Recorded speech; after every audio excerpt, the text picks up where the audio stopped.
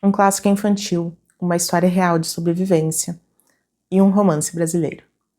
Esse é um vídeo sobre as leituras que eu concluí nos últimos dias. Você está no Inventário da Leitura, o meu nome é Gessiele Lordes e hoje então eu venho falar sobre as leituras que eu concluí nos últimos dias. Foram leituras de uma forma geral muito boas e cada uma em um gênero muito específico e que eu gosto bastante. E eu já começo falando sobre um livro que fala de uma história real, uma história de sobrevivência, que é sempre um gênero que me cativa muito, né? Eu me envolvo muito com esse tipo de literatura. E a gente tem aqui, então, Vidas à Deriva, da Tammy Oldham, enfim, essa americana que nos anos 80 passou por uma grande jornada de superação em alto mar. Bom, para vocês entenderem, então, a Tammy sempre foi uma velejadora, ela sempre teve esse espírito aventureiro, né? Ela sempre quis desbravar o mundo. E ela, durante muitos anos da sua juventude, foi em busca desse objetivo. Até que ela conhece o Richard, que era um inglês que tinha esse mesmo objetivo que ela, que queria desbravar o mundo, queria velejar, né, os 7 mares por aí, e eles acabam namorando. Ele era a idealização, né, do homem perfeito para ela, porque tinha o mesmo objetivo, era um rapaz muito bonito, eles se davam super bem, e eles já estavam fazendo algumas viagens juntos, quando surge uma oportunidade, né, um serviço, que ia ser muito bem pago, que era o de transportar um barco, um navio de luxo, lá do Tahiti, na Polinésia Francesa, até os Estados Unidos. Essa viagem ia durar mais de um mês, então era uma grande jornada. E justamente na noite em que eles vão sair para essa viagem, o Richard pede ela em casamento. Então, quando eles começam essa viagem, eles estão noivos. Bom, a viagem, ela começa muito bem, tá tudo muito alinhado, porque eles eram experientes, especialmente ele, tinha uma bagagem enquanto navegador muito forte, tanto que as pessoas que contrataram eles contrataram com base nessa experiência. Mas as coisas começam a dar muito errado quando eles entram na rota de um furacão. Na verdade, esse furacão entra na rota deles. E eles não conseguem desviar disso, é uma tempestade muito, muito forte. E a Tammy, ela fica na parte de baixo, ali protegida do navio, e o Richard fica lá em cima tentando, né, comandar o navio da melhor forma para eles saírem daquela situação. Bom, ela acorda depois de não se sabe exatamente quanto tempo, sozinha no barco. A tempestade já passou, mas ela tá sozinha ali, o barco tá basicamente todo destruído, os mantimentos estão todos revirados, as velas, as principais já estão rasgadas também, e ela percebe que o noivo dela desapareceu. Então, o óbvio a se pensar é que ele estava morto, né, porque o equipamento de segurança que ele usava para se manter preso ao barco está danificado. Então, ela entende ali que o noivo dela morreu e ela começa a processar o luto dela ao mesmo tempo em que ela precisa lutar pela sua própria sobrevivência. Esses livros de sobrevivência em que a pessoa precisa lidar com o luto ao mesmo tempo em que precisam lutar pela própria vida sempre me fazem pensar na história dos sobreviventes daquele acidente que aconteceu nos Andes. Quem acompanha o canal há mais tempo aqui sabe que eu sou fissurada por esse caso, né? Já li 2 livros e a situação que a Tammy passa aqui me lembrou um pouco a situação do Nando Parrado, que é um dos jovens que também precisa lidar com o luto de pessoas queridas enquanto luta pela sua própria sobrevivência. Mas aqui, nesse livro, diferente dos livros sobre aquela tragédia nos Andes, a história ela não é tão envolvente. E eu fiquei pensando o porquê eu não me senti tão envolvida durante essa leitura, uma vez que é um assunto que me interessa muito e que tem uma história muito emocionante, né? Porque se a gente for pensar um casal jovem que estava noivo e que se separa dessa forma tão traumática, né? Que envolve esse tipo de morte, tem tudo para ser uma leitura muito emocionante. Mas eu não me senti tão conectada com essa história quanto eu esperava. E eu fiquei pensando o porquê disso e eu cheguei à conclusão que é pelo fato de que esse livro traz muitos termos técnicos. E veja bem, eu tô relativamente acostumada a ler esse tipo de livro que fala sobre questões náuticas, marítimas e tudo mais. Eu já li Trabalhadores do Mar, 10 Anos no Mar, enfim, não é uma novidade para mim. Mas nesse livro eu senti que a autora, as autoras, né, porque a Tami escreve com a ajuda de uma outra escritora, elas abusam um pouco desses termos quando não é necessário. Então elas ficam fazendo distinção, por exemplo, entre as velas. E daí cada vela tem um nome. Cada cabo, cada elemento dentro do navio tem um nome específico. Basicamente todas as partes que falam sobre a permanência da Tami dentro do barco fazem referência a esses tipos de equipamentos e, enfim, esses termos náuticos que acabam travando um pouco a leitura. Por mais que no fim do livro tenha um glossário, por mais que eu já esteja relativamente habituada a esse tipo, eu acho que o tanto que ela usa ao longo do livro faz um leitor ficar muito racional, porque a gente precisa se concentrar para entender o que ela quer dizer e para tentar visualizar a cena. E nessa de ficarmos muito racionais, muito centrados no entendimento técnico da coisa, a gente acaba desligando um pouco o lado mais emocional, né, mais emotivo da coisa. Então, acho que foi esse um fator que me fez ter, assim, uma fruição muito diferente do que eu esperava com essa história. Inclusive, eu sei que esse livro tem um filme também, não assisti o filme ainda, pretendo assistir. Ela ficou 41 dias perdida em alto mar, então ali a gente tem uma jornada também de uma mulher que precisa lidar com os seus temores, que precisa lidar com tudo que envolve a vida em alto mar, né? Ainda mais nessa circunstância de ter um barco totalmente destruído, de não saber até quando ela poderia se manter viva com os poucos mantimentos que restaram, e principalmente de lidar com o seu interior, que era de uma pessoa devastada pelo luto, que muitas vezes era tomada pela desesperança, que muitas vezes pensava em desistir, então ela tinha ali uma voz interior que ficava falando com ela, e ela precisava encontrar forças, né, nessa situação para se manter a salvo. No fim, né, como obviamente aconteceu, ela consegue chegar ao Havaí, e, né, aqui a autora vai falar sobre como ela retomou a vida, né, se casou novamente e tal. Mas é uma história muito legal, assim, não é uma história que eu desaconselho a leitura, apenas faço essa ressalva de que os termos náuticos aqui, eles são, sim, um excesso que pode atrapalhar alguns leitores, ou pelo menos pode impedir que a leitura seja tão emocionante quanto a gente pode esperar desse tipo de história. O próximo livro que eu trago é um clássico infantil ou infanto-juvenil, que, como vocês também devem saber, é um gênero que eu gosto bastante, especialmente essas histórias clássicas que mexem com os adultos também. E há muito tempo eu queria ler Matilda, do Roald Dahl. Eu não encontrei esse livro, né, não tinha acesso a ele nesses últimos dias, mas eu acabei encontrando um outro livro dele que me interessou bastante, que é esse aqui, O Bom Gigante Amigo, um livro que também é um clássico. Eu sei que tem um filme, eu não sei se tem desenho, mas tem algumas adaptações e muita gente conhece desde a infância essa história. Não é o meu caso, eu nunca tinha tido nenhum tipo de contato com essa história. É realmente a primeira vez que eu me deparo, né, com uma criança que tem um amigo gigante. E eu fiquei interessada porque eu conheço outras histórias do autor por meio das adaptações cinematográficas e eu tinha certeza que não seria uma decepção. E de fato não foi uma decepção, mas foi um pouco diferente do que eu tô acostumada com livros desse gênero. Aqui a gente tem a história de uma órfã que mora em Londres, que é a Sofia. A Sofia, ela morava em um orfanato e, de repente, numa noite, ela enxerga um gigante na rua. Esse gigante tem uns 8 metros de altura. E ela é capturada por esse gigante e levada para a terra dos gigantes.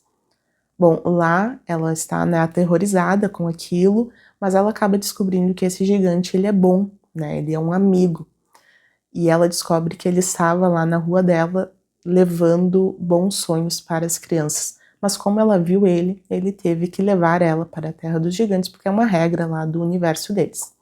Quando ela chega na Terra dos Gigantes, ela descobre que os outros gigantes que moram lá com ele não são bons. Eles são gigantes maus que comem seres humanos por todo o mundo.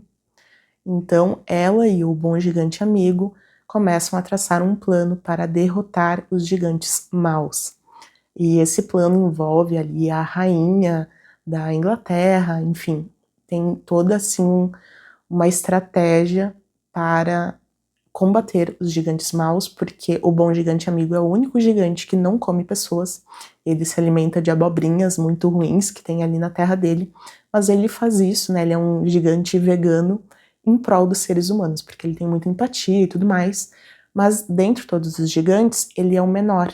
Os outros gigantes são muito maiores e muito cruéis. Então ele não teria como lidar com eles sozinho. E é aí que a Sofia começa a ajudar ele. E, enfim, né, não posso falar mais porque pode estragar aí a história para quem não conhece ainda. Mas é um livro muito carismático, muito simpático. O que eu percebi que me fez pensar que ele é diferente dos outros livros que eu estou mais acostumada desse gênero é justamente a falta daquela nostalgia.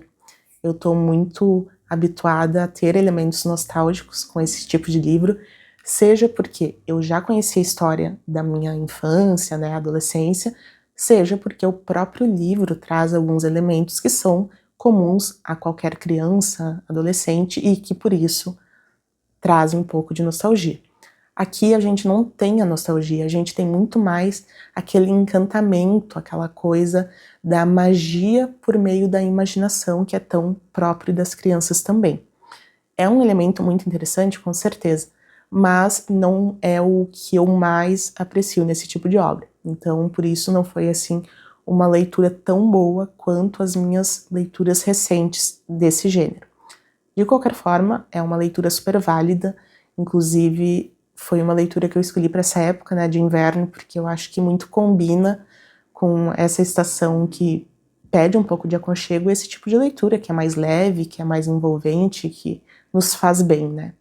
Então é uma leitura muito boa, muito tranquila, acho que também é uma boa leitura para ser feita junto com os filhos, principalmente quem está aí na fase de estimular a imaginação. Também tem uma questão aqui muito interessante do vocabulário, porque o bom gigante amigo, ele falava tudo errado, ele fazia muitas trocas de letras e palavras, porque ele não estudou. Então a Sofia acaba sendo essa pessoa que orienta ele, que corrige ele, e que também traduz o mundo no qual os humanos vivem para ele, porque a comunicação era uma barreira, né, um pouco complicada quando ele está lá diante da rainha, ele fala tudo errado e a Sofia vai ali ajudando ele.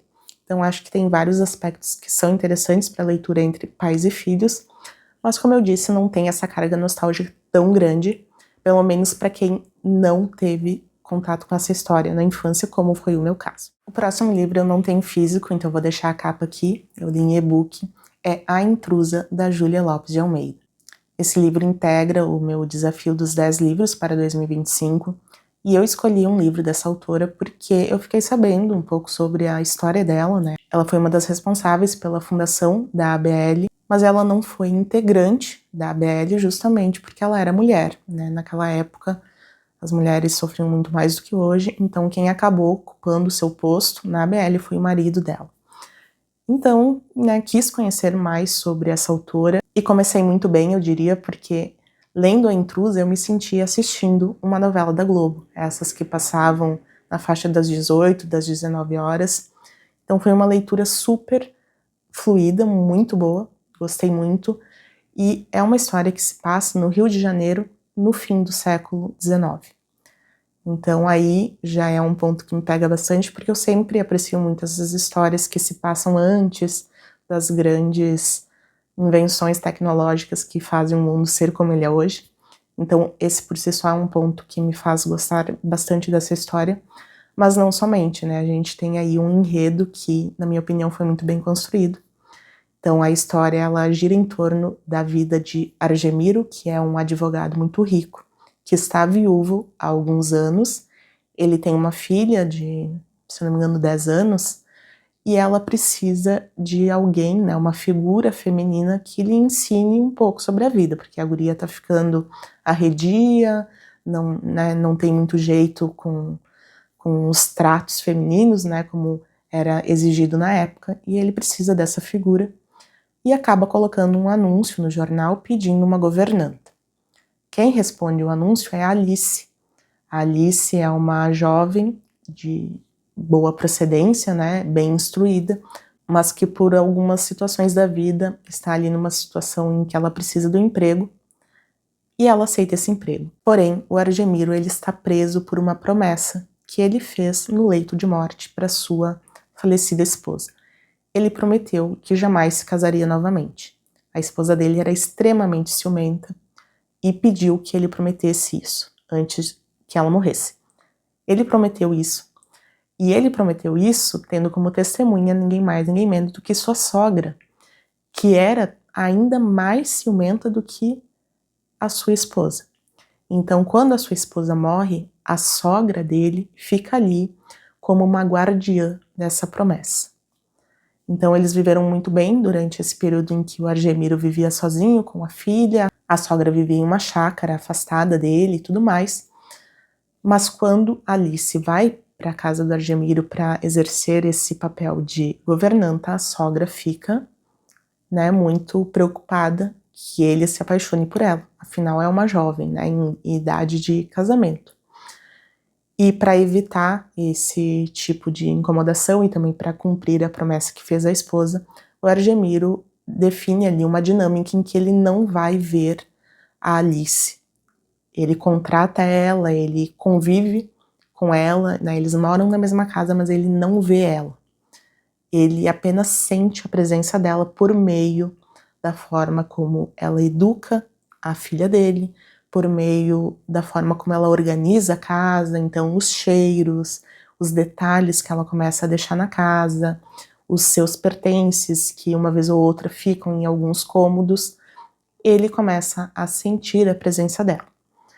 E enquanto vai surgindo, né, essa relação de se aproximar sem se encontrar efetivamente, a sogra fica ali maquinando, né, uma forma de afastar de vez essa governanta, porque além de ter o ciúme em nome da filha morta, ela também não gosta da forma como a neta começa a se apegar a essa governanta. Então, é uma história repleta de ciúmes, de desavenças, e eu gosto muito desse tipo de história que tem esses personagens secundários sorrateiros, como é um dos empregados desse advogado que estava no comando da casa antes da contratação da Alice. Inclusive, esse empregado, que é o Feliciano, se eu não me engano, me lembra muito aquele empregado da casa do Bentinho, em Dom Casmurro. Não sei se vocês vão lembrar. Eu não vou lembrar o nome desse empregado do Bentinho, mas era um que falava tudo em superlativo. E ele era tão sorrateiro quanto o dessa história da Júlia Lopes de Almeida. Então gostei muito dos personagens secundários e eu gosto muito da forma como a sogra dele é dramática. Ela é extremamente dramática, assim, exagerada no último grau, e isso torna a leitura muito engraçada, por mais que ela esteja ali super triste, né, falando da filha morta e tudo mais, a gente se imagina assistindo as cenas dela. Ela é muito caricata dessas vilãs de novela da Globo, sabe? Pelo menos as novelas antigas, né? Que hoje em dia eu já não assisto tanto. Mas foi uma leitura super prazerosa, super fluida. Acho que para quem gosta de visualizar aí a Rio de Janeiro mais antiga vai gostar também. Inclusive, toda a história ali na casa do Argemiro se passa no bairro das Laranjeiras. Só aí a gente já tem um gancho, né? Para pensar num romance muito legal. E eu também gostei muito do quanto a gente fica curioso, né, para conhecer mais da Alice. A gente, assim como o próprio Argemiro, a gente vai conhecendo a Alice pelas migalhas que ela vai deixando pela casa, assim, migalhas no bom sentido, né, porque a casa estava sempre limpa. E também por meio daquilo que os outros personagens vão falando sobre ela. São raríssimas as cenas em que ela efetivamente vai falar ou que ela está ali em primeiro plano nos acontecimentos. Então eu fiquei muito curiosa para saber mais sobre ela. A gente tem ali uma visão basicamente formulada a partir desses comentários e desses pequenos gestos dela, mas a gente fica muito curioso para ver ela realmente tendo um diálogo mais aprofundado e tudo mais, e isso acontece mais pro final da história. A cena dela, né, tem o grande confronto entre ela e a sogra, é muito interessante e confirma tudo que a gente pensa sobre a Alice, né, o caráter dela de uma personagem bem decidida, que sabe o seu lugar, né, que não abaixa a cabeça, e a sogra, assim, de uma pessoa totalmente desequilibrada, né, que não sabe o seu lugar e tudo mais. E além disso a gente tem outros personagens secundários que tornam essa história muito interessante, como o melhor amigo do Argemiro, que é um padre, né, que tem ali um passado, e isso também me deu, assim, um arzinho do Dom Casmurro. Quem já leu, ou quem, né, quando você for ler, se não leu ainda, acho que vai entender o que eu tô falando, não posso falar mais para não estragar nada, mas tem aí uma atmosfera que me lembra, né, outras histórias do romance brasileiro. O que não me agradou tanto quanto o restante da narrativa foi o final, né, a cena final ali entre o Argemiro e a Alice, quando eles finalmente se veem, e o corte que tem, né, desse momento até o fim do livro, eu achei um tanto quanto apressado, né, eu queria um pouco mais de detalhe. Enfim, foi assim a cena que, quando eu passei de um parágrafo pro outro, eu pensei, ué, já? Como assim? Então ali eu senti um pouco de falta, sabe, a gente fica tanto tempo esperando para que as coisas se desenrolem, quando finalmente acontecem são um pouco rápidas demais. Mas de qualquer forma, esse desfecho entre eles não é o desfecho do livro em si, né, tem ali mais um bônus para o leitor, e o que acontece bem na última página do livro era algo que eu estava desconfiada. Se você ler com atenção lá pela metade da história, os detalhes desses personagens secundários, você vai ver que tem ali um desses personagens secundários que é movido por uma situação que não fica clara para o leitor, ela é um pouco misteriosa. E no final as coisas se revelam, né, e se confirmou uma suspeita que eu tinha. Então é um livro muito bom, é uma leitura quase toda regular, assim, não tive muitos momentos em que o interesse baixou, né, eu me mantive o tempo todo interessada na história, tanto que no fim eu li com muita velocidade, porque eu queria realmente saber ali o desfecho de tudo. E, enfim, um livro que eu recomendo principalmente para quem gosta de novelas, quem gosta de assistir novelas, essas antigas de época. Tenho certeza que vai ser uma leitura muito proveitosa, e também para quem, assim como eu, ainda não conhecia essa autora, Júlia Lopes de Almeida, que com certeza merece ser mais conhecida. Esses foram alguns dos livros que eu li aí nos últimos dias. Espero que vocês tenham gostado desse vídeo. Se tu ainda não segue o canal, né, te convido a se inscrever.